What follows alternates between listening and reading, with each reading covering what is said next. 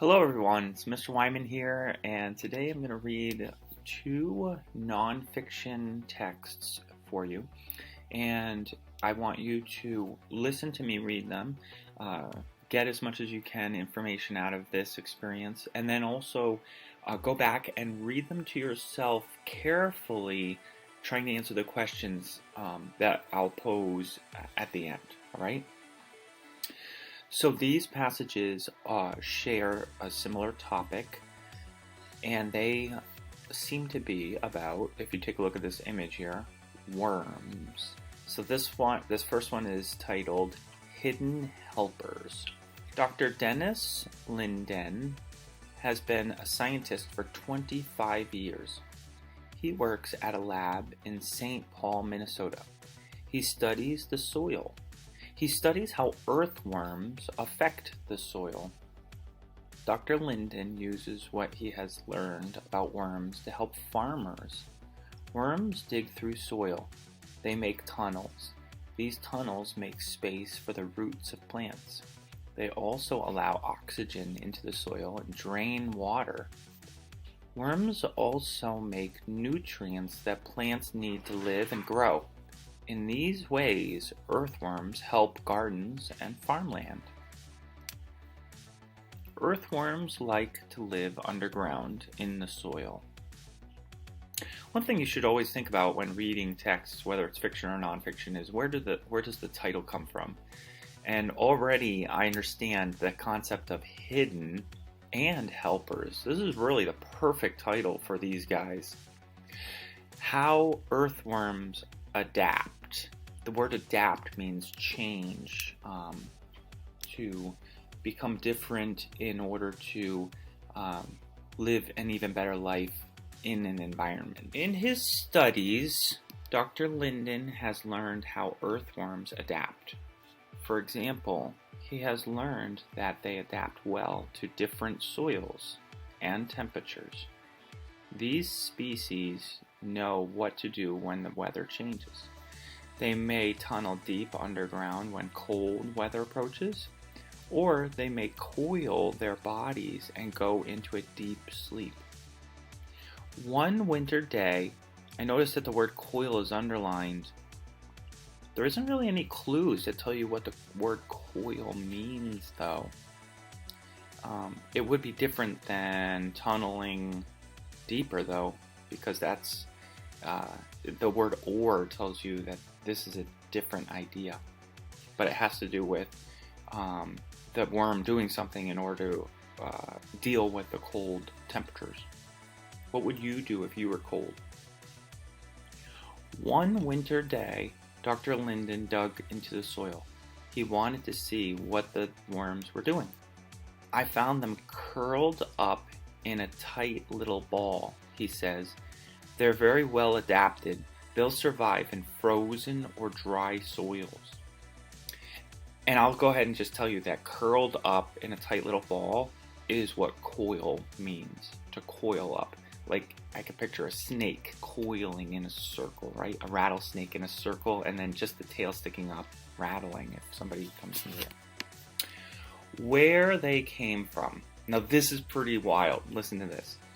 The most common types of worm in North America are species of, I don't know if I'll pronounce this correctly, Aporectodia and Lumbricus. However, these species did not always live here. Scientists believe these worms came by ship with settlers from Europe. Not on purpose, of course. Most likely they came with the settlers in seeds, potted plants, and who knows what else, says Dr. Linden. The worms adapted to their new home. They began to spread and take over. They may have taken the best food and soils from native species of worms. So they may have pushed out the native species. Night crawlers. The night crawler is a species of Lumbricus. Night crawlers live throughout North America today. They can grow to 8 inches or longer. These are the kinds of worms that I used to look for when I was going to go fishing. They're the really big fat ones. They are also super fast. Night crawlers need this speed. They spend a lot of time on the surface. They get food there. They need to be able to get away quickly from birds and other predators. Like me, like little kids looking for fishing bait. Different worms for different purposes. Are bigger worms like night crawlers better than smaller ones for gardens and farms? So notice that using a question to start off this section. It's like to get you thinking. Which type of worm is better than the other? Some scientists think so. But, says Dr. Linden, not in my opinion. The size of a worm has little to do with the good it can do for the soil, he says.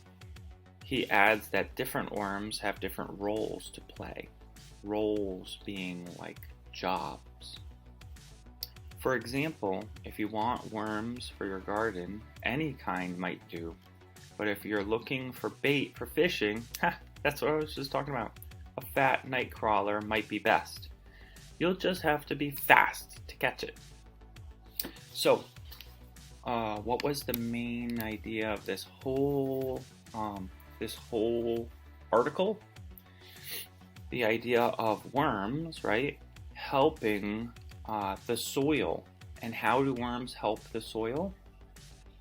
Through digging tunnels so that air and water can get through the dirt to the roots of plants, and also breaking up hard soil. Here in Pennsylvania, I know the dirt is like clay, so it's really hard. When it dries out, it's super hard, and it's very important for water to be able to get through there, and in order to soften that dirt for roots to get through it, because that clay was like rock hard when it's dry. Here's the second text. It's called Watching Worms. Now, before reading this for you, I'll tell you that I've actually had a couple of worm farms in my classroom. I'll show you. I still have a website that a group of students made where I helped them make worm farms or containers that held worms, like what we're going to read about. And it was kind of disappointing. You didn't see the worms very much because they would be in the dirt and they would hide, right? I mean, that's why they're hidden helpers. They try to hide to stay away from birds or predators or us.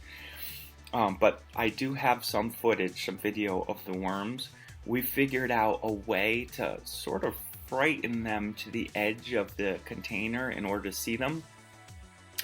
And I'll see if I can dig that out to show you. Watching Worms by Cassie Brennan. Worms help our gardens grow.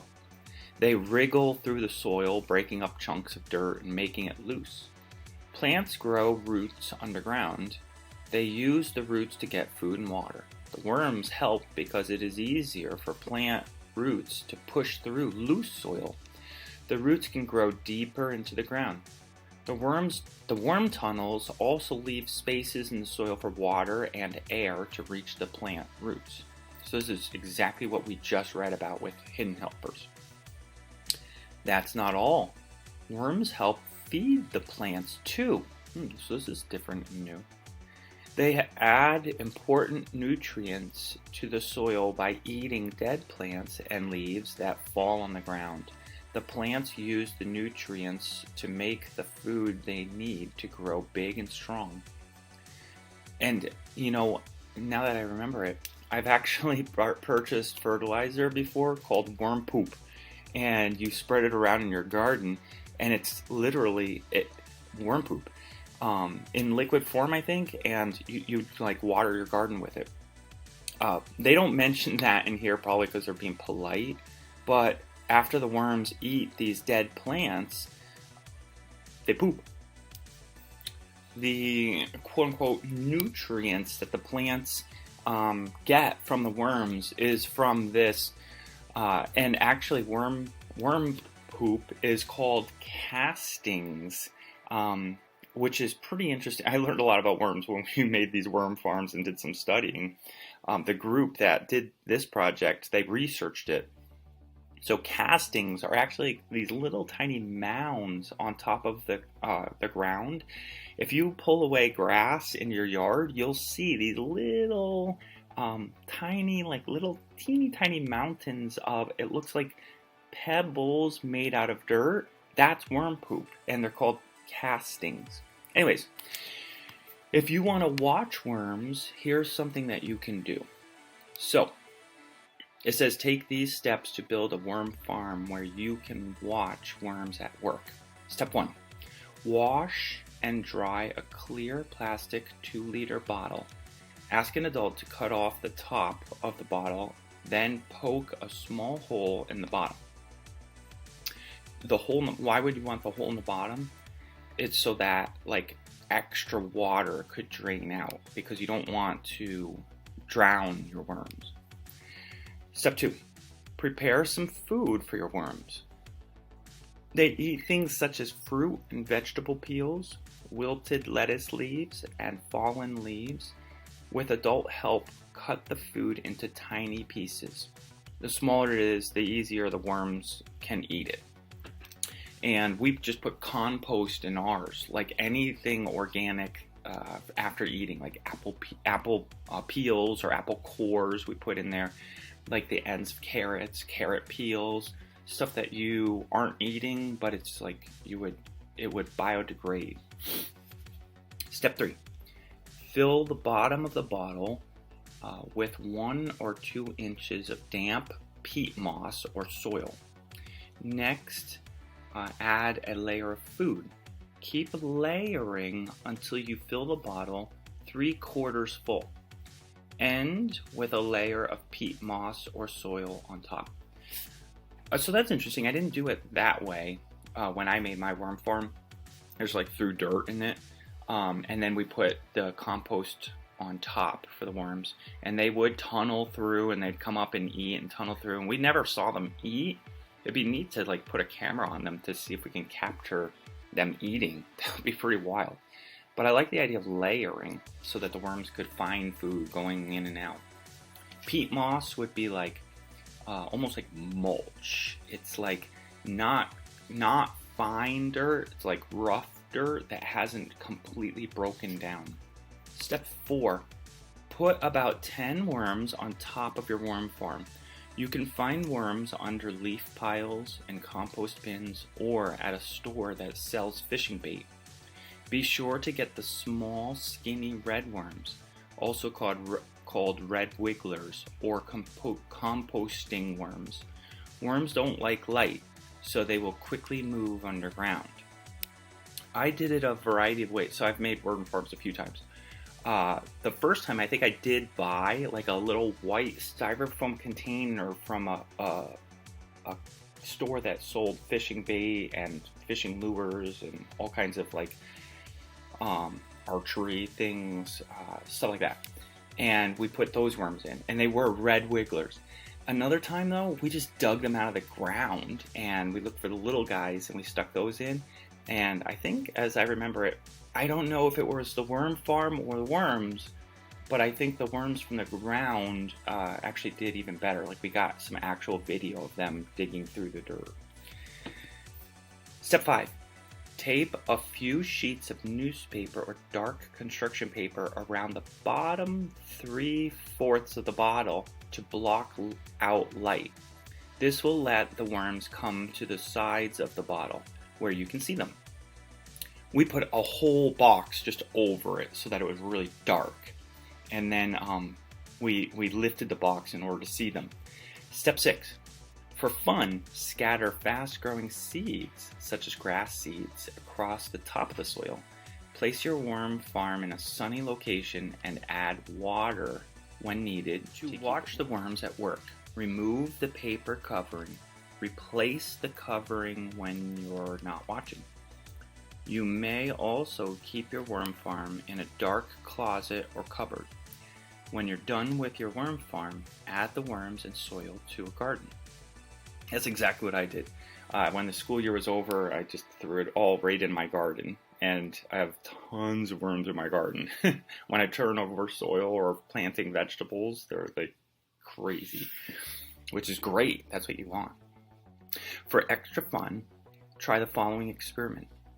Prepare 2 bottles, one with worms and one without. Watch the layers of soil and food change. Which one composts faster?